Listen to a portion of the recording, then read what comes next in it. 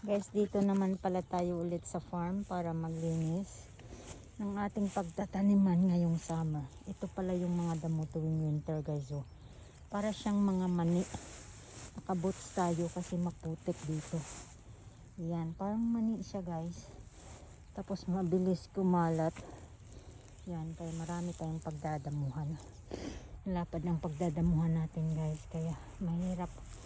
Dahil wala akong pasok, kaya dito ang aking destination pag holidays.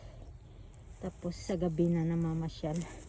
Dahil may pasok yung asawa ko, kaya dito ako.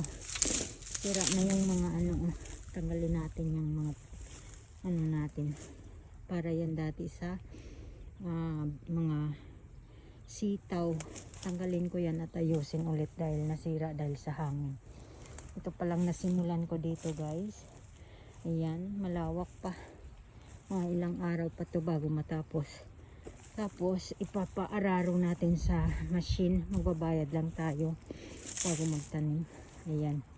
Nandito yung hose ko. Iniwan ko na nung summer last year. Natakpan na ng mga damo.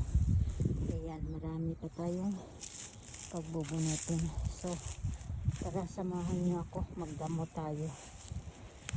Malamig naman kaya mas masarap magdamo kapag malamig kasi pag summer na talaga wala na yung lamig, napakainit na.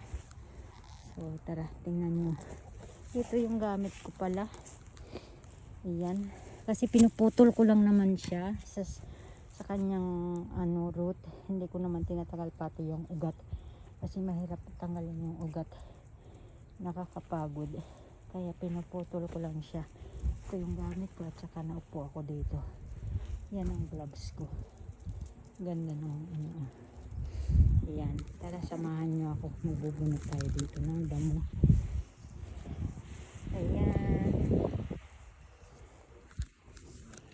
Nag-download tayo ulit kasi napakahaba na ng video na to guys. So, salamat sa inyong panonood. Sana supportahan nyo pang ating mga vlogs para mapalawak ko rin to at makakatulong din sa akin sa pamumuhay ko dito sa Japan, na hindi porket nasa Japan ay madali ang lahat, kailangan mo rin magsikap para mabuhay.